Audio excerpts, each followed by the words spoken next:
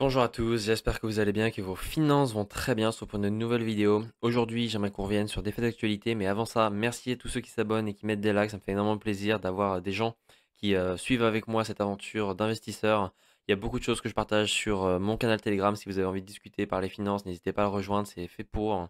Et pour le reste, eh ben, n'hésitez pas à vous abonner pour surtout suivre cette aventure, vous documenter, voir mes erreurs, voir mes échecs, voir mes nouvelles découvertes, voilà, ce genre de choses. Je pense que c'est important que tout le monde ait une vision clair de ce que c'est l'investissement et c'est pour ça que j'aimerais commencer par parler de l'actualité puisqu'on a vu récemment d'énormes mouvements sur les marchés, alors que ce soit boursier ou crypto, notamment avec les tweets de Trump qui ont poussé des inquiétudes auprès des investisseurs et ça, j'ai envie de dire, c'est le quotidien d'un investisseur. Alors personnellement, je suis un investisseur long terme, alors on peut se visualiser un horizon d'investissement long terme tout droit, comme vous le voyez sur l'image derrière moi, avec une ligne droite vers l'objectif. Par exemple, ça peut être 1 million d'euros d'objectif et on peut imaginer que l'investissement, ça va être tout droit vers cet objectif. Alors qu'en réalité, eh ben, c'est plutôt ce qu'il y a en bas. Il y a des guerres, il y a des tweets, il y a des cracks boursiers, il y a des problèmes systémiques. Il y a plein de choses qui se passent hein, sur des dizaines d'années. Il y a beaucoup de choses qui peuvent arriver et ça, on peut jamais vraiment y être préparé. Par contre, ce qu'on peut savoir, c'est que notre stratégie d'investissement est claire, elle est bornée, on sait, il y a un cadre. On ne fait pas n'importe quoi et je pense que récemment, il y a eu beaucoup d'annonces de gens qui s'étaient suicidés suite aux différents cracks et mouvements boursiers. Alors là, je pense que c'est des personnes qui ont fait des investissements avec levier. Et les investissements avec levier, ça peut vite se retourner contre vous. C'est vraiment le bénéfice-risque, hein. Plus c'est risqué, plus il y a un risque de perte ou de gain. C'est souvent lié. C'est même quasiment tout le temps lié. Il n'y a jamais de rendement gratuit. Si vous avez 10% de rendement, c'est que vous avez des grands risques. C'est d'ailleurs ce que moi je documente avec mes investissements sur la plateforme Realty. J'ai des investissements immobiliers qui sont à hauteur de presque 10%. Mais c'est parce que c'est des investissements qui sont nouveaux, risqués. Et donc forcément, il y a une prime pour ce risque. La bourse, on peut dire que c'est risqué, ça va dépendre aussi de vos investissements. On a les ETF qui permettent de quand même limiter cette exposition au risque, puisqu'on est diversifié dans différentes entreprises, dans différents secteurs et dans différents pays. Moi, de mon côté, pour ceux qui ne me connaissent pas, je documente cette aventure en montrant mon allocation, en montrant mes investissements en toute transparence, bien sûr. Alors, j'ai aujourd'hui une stratégie plutôt à 50% ETF, 50% stock picking. Pour l'instant, on a beaucoup de performances sur la partie stock picking, donc la partie où je choisis les entreprises. On va y revenir dans quelques instants. J'ai fait l'exercice, hein, c'était très laborieux, mais j'ai rempli le logiciel Performance Portfolio qui permet de rentrer chaque transaction une à une. Alors moi, depuis que j'ai commencé à investir, c'était en septembre 2023. Donc imaginez toutes les transactions que j'ai dû rentrer, ça m'a pris environ 3 4 heures de concentration pour tout renseigner. Mais l'avantage, c'est que maintenant, je peux vraiment vous documenter en toute transparence et très précisément ce que je fais. Et ça, c'est le but de cette chaîne, c'est vraiment d'être transparent avec vous, de vous montrer tous mes investissements. Et donc, cette plateforme me permet vraiment de vous montrer à quel moment j'ai acheté. Donc là, typiquement, on a Visa. On peut voir que j'ai vendu ici, alors que j'avais acheté, si on remonte à plus loin, à 3 ans. Voilà, j'avais acheté 2 fois en T3 2024 et j'avais vendu ici. Voilà, c'est vraiment très très parlant, très très concret. Donc voilà, j'aime bien cette plateforme. Pour ceux qui n'ont pas encore commencé à investir, écoutez, de un, il y a des liens de parrainage dans la description. De 2, vous pouvez utiliser cette plateforme, c'est gratuit. Portfolio Performance, cherchez sur Google, vous allez la trouver. L'avantage, c'est que vous avez vraiment un truc détaillé. Vous avez les déclarations des dividendes, vous avez les déclarations des achats, quel prix, etc., etc. Donc c'est vraiment très très très complet. En plus, à côté de ça, moi, comme j'essaye de documenter, il faut bien que je me compare à quelque chose d'autre.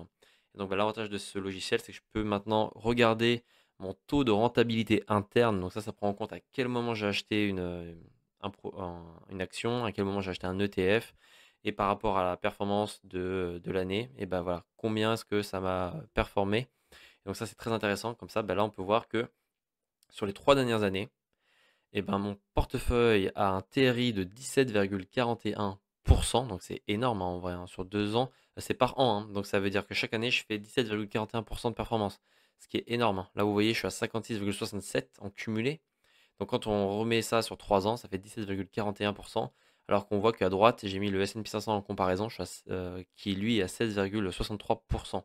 Si maintenant on diminue à 2%, et là je commence à être un peu derrière, et si je remets à 1 an, on est un peu devant. Voilà. Donc c'est vraiment dans cette optique de vraiment comparer cette aventure, regarder est-ce que ce que je fais a du sens, est-ce que je m'améliore, etc. Donc je le recommande à toutes les personnes qui commencent à investir et qui veulent vraiment s'améliorer dans l'investissement. Pour ceux qui veulent rester sur la couche, juste investir et pas forcément se concentrer sur quoi, etc., ou alors qui délèguent ça à d'autres institutions, et ben pas besoin. Mais voilà, là je le fais parce que bah, dans cette chaîne, je documente. Et donc voilà, pour moi, c'est un moyen très très simple et très clair de vous montrer cette aventure. Alors le logiciel permet de faire plein de choses aussi, hein. Là, on a la répartition de mes actifs, donc mes différents investissements. Ça prend aussi en compte le cash que je n'investis pas. Là, on voit notamment 2 giros euros qui représentent 10% du global de mon portefeuille, hein. J'ai 24 000 euros de valeur boursière et j'ai 2400 euros de cash sur 2 giros qui ne sont pas utilisés. Donc là, on le voit juste ici. Voilà, ça permet vraiment de faire des choses intéressantes. On peut avoir des graphes pour l'évolution, etc. Et c'est surtout aussi pour voir bah, globalement qu'est-ce qui a été mes plus grandes réussites d'investissement. Donc là, vous le voyez ici sur le récapitulatif, dans les ouverts, c'est les positions que j'ai encore, qui sont actives, qui ne sont pas encore vendues. Et on voit en dessous toutes les positions que j'ai déjà vendues. Alors on voit notamment tous les ETF distribuants que j'avais au tout début de mon parcours d'investisseur. J'avais commencé avec beaucoup de dividendes, etc. Vu l'horizon que j'ai pour investir et que j'ai pas besoin de revenus complémentaires aujourd'hui, bah, j'ai tout vendu pour me concentrer sur des investissements capitalisants. Et on verra dans le futur pour, euh, pour me débrouiller pour récupérer ensuite les gains. Alors on voit notamment bah, les plus grosses positions qui m'ont rapporté le plus. Alors aujourd'hui, on a ASML. Donc c'est ce qu'on regardait tout à l'heure. J'ai fait deux achats ici et ici en vert, vous voyez. Et donc, bah, c'est ma plus grosse TRI. Aujourd'hui, on a 81% de retour sur l'investissement. En deuxième, on a LVMH. Alors, LVMH, pourquoi? Parce que bah, je l'ai acheté vraiment au plus bas, en fait. J'ai eu de la chance. Sur les 2 ans, là, j'ai vraiment acheté au plus bas du marché. Donc, on va voir si ça va continuer de monter ou si ça va descendre. Mais attention, moi, je l'ai fait parce que c'était vraiment pour moi un bon prix d'achat. Maintenant, c'est que mon avis. Ensuite, on a le S&P 500, top 20, attention, le top 20 qui est en troisième position, je suis à 53% de TRI dessus. Je l'ai acheté ici. Et là, pour l'instant, bah, vous le savez, hein, les marchés sont en pleine hausse depuis maintenant plusieurs mois, donc c'est pas une surprise. Et on a ma position que j'ai vendue, Oracle, et qui, vous le voyez, je l'ai vendue. Alors, il faudrait que je répare un peu la courbe, parce que là, je suis sur une mauvaise place boursière, mais voilà, on voit que je l'ai vendue un peu avant que ça décolle. Donc bon, écoutez, on peut pas savoir. J'avais déjà fait x2 sur ma position. Je pouvais pas savoir que j'allais pouvoir faire x3. Voilà, c'est un de mes regrets. Et ça fait partie de l'aventure d'investisseur. Je pense que tout le monde y fera face à un jour ou l'autre. Donc voilà, moi, c'est l'une de mes expériences. Visa aussi, ça s'est plutôt bien passé. Je l'avais vendu parce que bah, j'avais une bonne plus-value dessus et je voulais nettoyer un peu mon portefeuille de Giro. Donc voilà. Sur cette chaîne, je documente mon parcours d'investisseur et dans la vie, il n'y a pas que la bourse. Et donc c'est pour ça que je documente aussi mon aventure sur la plateforme Realty. Je le rappelle, pour ceux qui ne connaissent pas, c'est une plateforme qui permet d'acheter des morceaux de maison. Alors attention, c'est vraiment particulier parce que c'est pas la même chose que la première brique ou Brix en France que vous connaissez peut-être. À la différence de ces plateformes, on est vraiment propriétaire parce qu'en fait, pour chaque propriété, il y a une entreprise qui est créée. Et en fait, moi, j'achète une action de cette entreprise qui en fait détient la maison. Donc en fait, je suis actionnaire d'une entreprise immobilière et donc bah, je touche un pourcentage des loyers de cette maison. C'est aussi simple que ça.